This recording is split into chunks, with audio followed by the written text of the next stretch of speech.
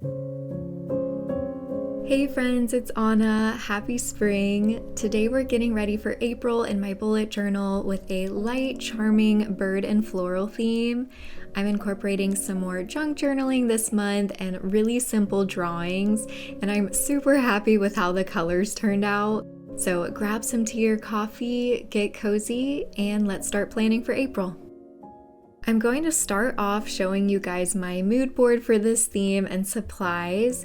I based my colors off of this gorgeous azalea bloom tape from the WASHI tape shop. I'll also complement that with several neutral tapes from a few different sets. For some collage material, I'm mainly using these brown and cream sticky notes and pages from an old journal. Colors are super minimal with just these 4 neutrals and blues from all different marker sets. And you saw at the end, I also have a stencil set I'll be using for some of the titles. I'll link all of these supplies in the description box below, of course. I love getting together all my supplies like that and creating a little mood board for my themes. I think it really helps me make sure my colors and materials work well together, and I like looking at it for inspiration throughout journaling. We're starting out with my cover page for the month. I threw some of the washi tape and paper elements on the page with a loose idea of how to arrange them, and now I'm using that stencil set to write out my title. I'm filling it in with a fine liner after sketching the letters in pencil. This stencil page comes from a wider set that has a ton of different fonts in it, but this is one of my favorites for a serif font.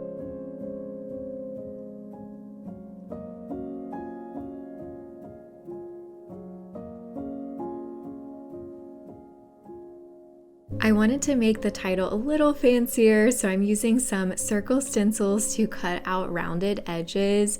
You'll see me use this type of frame throughout the setup, whether I'm drawing it or cutting it out. And I use this tape roller from Amazon to paste everything in.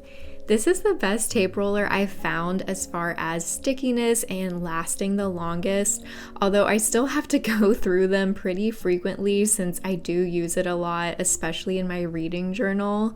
I much prefer tape rollers to glue sticks, but I feel like it's so wasteful to throw this whole plastic case away every time I need a new one.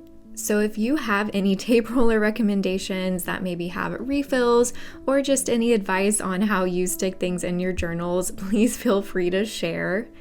I'm adding some other washi tapes around the page. Most of these are staples, neutral tapes that I use to complement a lot of different themes. And if you're interested in this beautiful azalea bloom wide tape, I am an affiliate with the WASHI tape shop, so you can always use my code ANNABRUNS10 for 10% off over there, and this specific tape is of course linked below. So in addition to the junk journal or collage style, I also wanted to incorporate some simple bird drawings. You saw me sketch these out first with pencil, and now I'm using a Sakura Micron fine liner to go over them. I'm keeping these drawings very minimal. I think these are great if you're a beginner artist or if you just don't want to spend hours on the art in your journal. I focused on mainly getting the basic form of the bird and then adding some contour lines wherever there would be lots of feathers or texture, like on the wings and tail. After trying to figure out how to draw a simple eye that didn't look creepy or cartoonish, I settled on just doing the eyes as if they're closed with a little curve, which I actually really like because it makes the birds look happy and I think it fits the art style I was going for. I'm using this light almond Crayola marker to color in the edges and contour, but you'll see in a second I actually end up filling in the whole bird with color to make them stand out a bit more.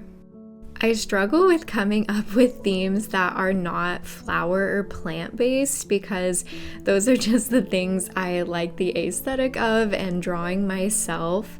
I'm much more comfortable with drawing plants over animals or other objects, but I do want to expand my art skills. I'll talk a little bit more about that on the next page, but I'm really happy I branched out with this theme and I love how the colors and collage elements are looking together. I completed the page with some blue leaves just to add a bit more color, and now let's start on the left side, which is for my monthly tasks and notes. I'm using this hard-tip Tombow Fudenosuke to write out the titles in a cursive font. This page is pretty self-explanatory, a place to record my monthly tasks and any other notes I have for April. I normally put these sections on the following page next to my monthly log or calendar, but I wanted to include a quote page this month, and I know it's more common to put a quote page here next to the cover, but whenever I do that, I never end up seeing it because there's no functional reason to turn to a cover and quote page. I'm not filling anything out on those pages, so I wanted to put the quote next to my monthly log so I could actually see it every day when I check my calendar. And now, since I have my tasks and notes here, I'll also be flipping back and getting to see my cover page regularly. The minute details we think about in our journals. So here you can see I made two sections. I used that same frame design with the rounded corners up top and added color highlights to both sections to kind of designate the space. I love wide washi tapes like this azalea one because I can use it in big strips, but I can also cut out these specific designs if I want it to be more like a sticker, like I'm doing here for the bottom right corner. I recently got this tape as part of a spring-themed stationery haul, so stay tuned on my channel. I'm going to be posting that soon. I got some beautiful stationery, and I'm so excited to start making some spring and summer feeling spreads with the new supplies. To finish off this spread, I'm going to add another bird drawing in the left corner.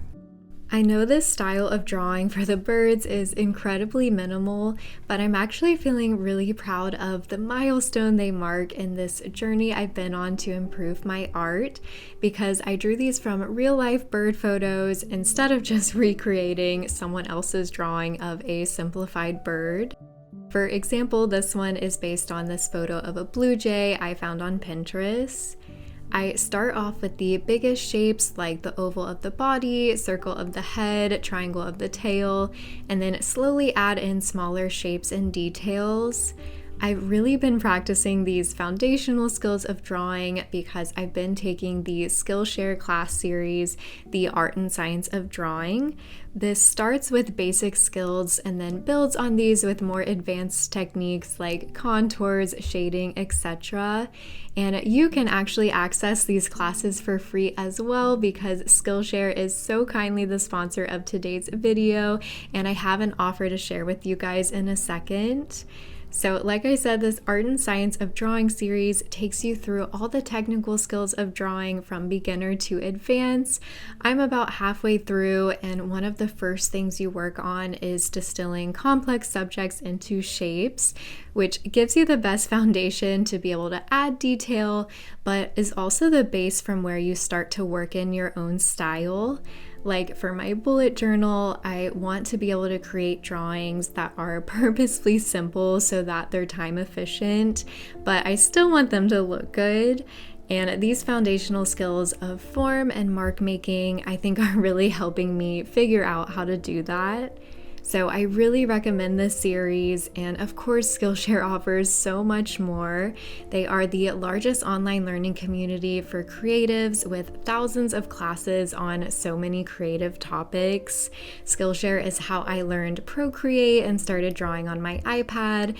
It's how I improved my calligraphy, and there's so many other topics besides fine arts too. From business skills like marketing and branding to personal hobbies like interior design and cooking. So if you are interested in any of that or the Art and Science of Drawing series, Skillshare has given me a special deal for you guys.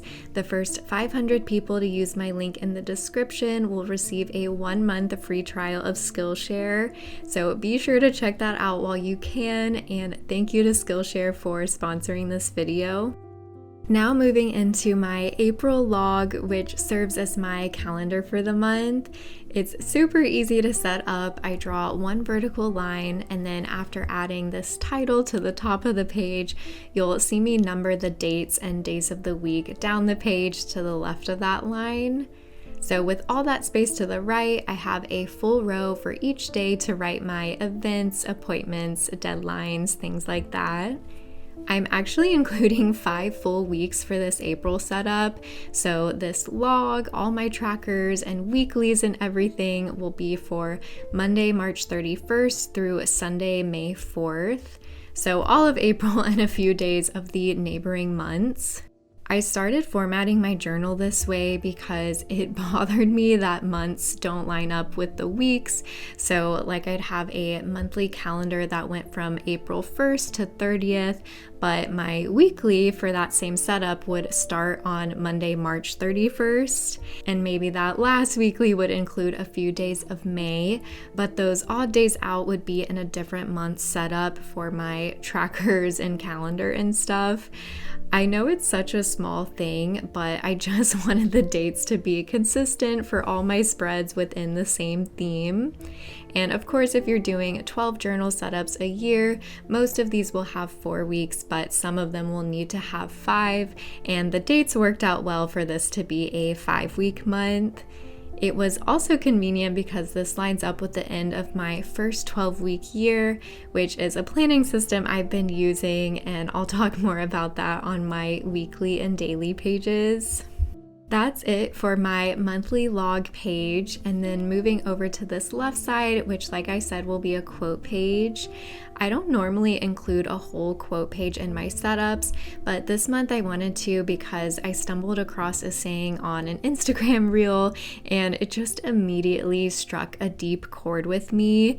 It was a sentiment I wanted to be constantly reminded of, so I wanted to put it somewhere visible in my journal. I got the base of the page down with the larger collage elements, and now I'm writing out the quote on the cream paper.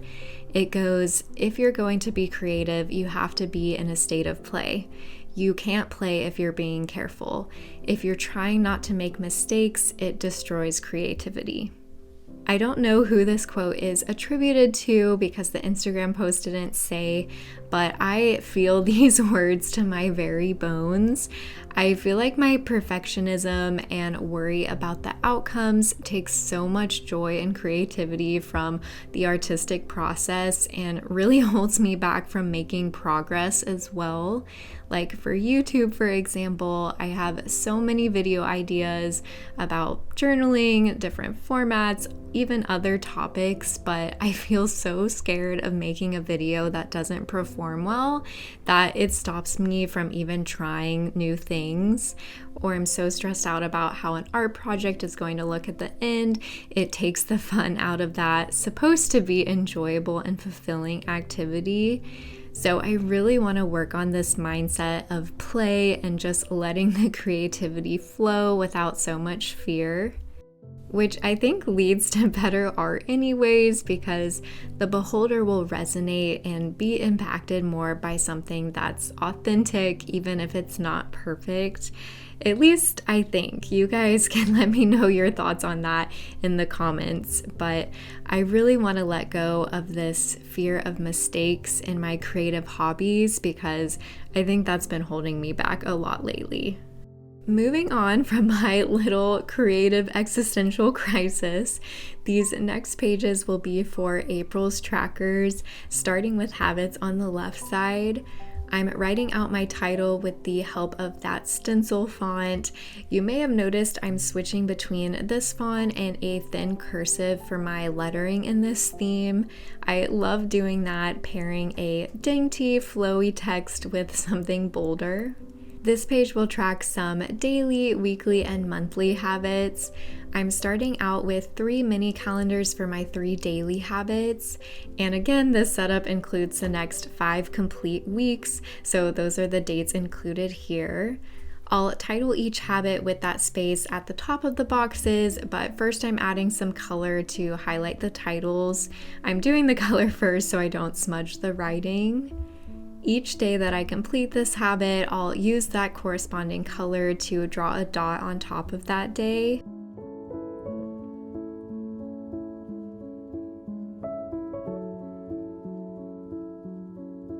This next space is for some weekly or bi-weekly or monthly habits, things like watering plants, different types of laundry, and so on. For these things, I find it most useful to just track when I last did them, so I have a better idea of when I need to do them next. Like watering plants is roughly a once a week activity, but it doesn't need to be exact, so I just like to have a record. I write each habit name and then next to it leave some empty space where I can write the date of when I completed it each time. I don't have a need for any more space than this, so for the bottom area I just added some highlights. In case any notes come up, I can jot those down there. And with the empty space in the top left, I'm going to add some more decoration. As you can see, I typically start by laying a base collage down with paper and washi tape with a general idea of where I want the drawing to go, and then end with adding the birds. I don't always do a lot of this collage style in my bullet journal. I mainly use that in my reading journal because I like actually drawing in my bullet journal, but I want to get better at mixing the two. I think I've gotten pretty comfortable with designing junk journal spreads and creating spreads that are fully hand-drawn, but I love these two mediums together. Combining them though is something I'm still figuring out on how to make it look good. I'm really happy with how this setup turned out because I love the colors and materials and the fact that there's birds, but I am hoping to get even more comfortable with how to incorporate my own drawings when I junk journal. I added a few more pieces of tape to the bottom corner to balance out the page, and now moving over to my exercise tracker. This is going to be pretty similar to what I've been doing in February and March. I'm doing a specific workout program right now, so I'm going to make a big 5-week calendar and basically copy over the program's schedule.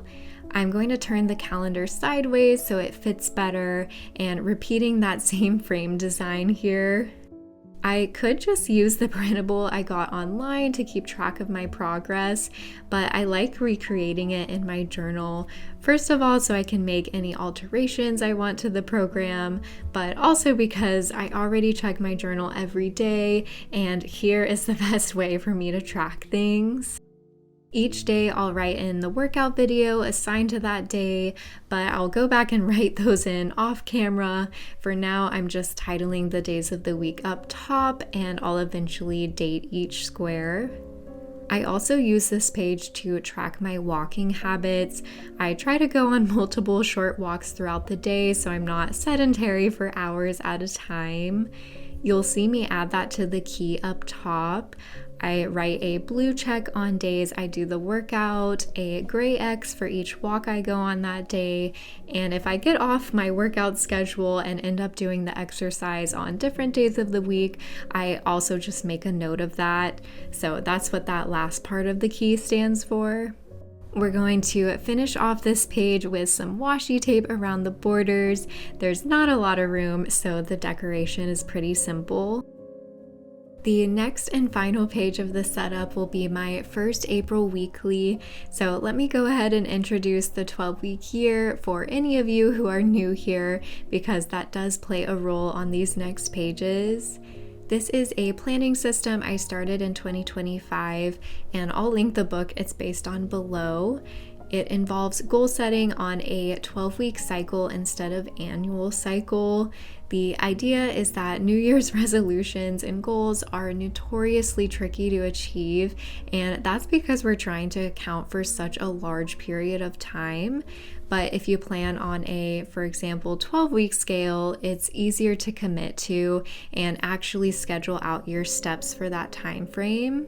It's still long enough though that you can tackle big goals. This will relate in just a second, but I'm starting off my weekly spread with this far left column dedicated to a mini calendar and title showing what week we're on in the month and also within my 12-week year. As you can see, this will be week 9, and I highlighted the first week of April. I have a section for general weekly tasks at the bottom and then weekly goals in the middle. This area is for the specific actions for my 12-week goals that I've assigned to week 9. So here I'm flipping back to my 12-week goals planning page where I listed out all the exact steps I need to take for each goal. At the beginning of this process, I already determined which week I wanted to complete these on, so I'm rewriting whatever tasks I need to do in week 9. And if you want to hear more about this planning system or see me set up that goals page, I'll link my 2025 bullet journal setup. This system has definitely kept me so on track and actively engaged with my bigger goals so far this year. And I'm really excited to see what I will have achieved by the end of these 12 weeks, which does come at the end of this month. I'll probably incorporate some 12-week planning in May's bullet journal setup since that will be the start of a new cycle. So feel free to subscribe, stay tuned for that if you're interested in seeing more of how I set and track goals in my journal. Moving over to the remaining space on these pages, which will be for my daily sections. I use 4 pages total for each week, so every day gets a half-page column. I like having plenty of space to write, and I use a faux Dutch door so that this left column with my weekly goals and tasks is always visible. I'll show you how I fold the pages at the end. Each day has a border and title in the same style I used for my habit trackers, and I also have a little section for gratitude at the end of each day. I'm writing that title down at the bottom and using the same colors to highlight a few lines there to designate where I can write something I'm grateful for. An intentional gratitude practice is one of the best things I've started in my journal, I think. It makes such a mental impact, and if you're looking for ideas on how to incorporate gratitude in your journal or how best to track anything really, I just put out a video of all my favorite tracker layouts for gratitude, for mood, cleaning, subscriptions, a bunch of different things. So I'll link that video as well, and I'll also put it on the end screen here in a second if you want to check that out. I'm completing these last pages of the weekly with Thursday through the weekend, and this last column is for a reflection. Up top, I have a little section for my weekly score, which is a thing they have you do in the 12-week year to hold yourself accountable on how many of your actions you're completing each week. But with the rest of the space, I can just journal or reflect however I want. I'm going to finish off these pages with a few little decorations of washi tape and paper. I told myself I wasn't going to draw a bird because there's not a lot of empty space here, but I did end up putting a small one on the first page. I feel like my weeklies are rarely my best artistic pages because by this point in the setup, I'm a little creatively drained. But that's so sad because these are the pages I spend the most time looking at. So maybe I need to make them earlier in the setup or something. And that finishes my April bullet journal pages. I hope you guys enjoyed journaling with me. We'll do a final flip through in a second. And here you can see me folding this middle page in half so I keep the 2 end columns visible. I love the colors and lighthearted spring vibes of this setup. I can't wait to embrace the coming seasons in my journal. Thank you guys so much for watching as always, and I'm wishing you a beautiful start to April.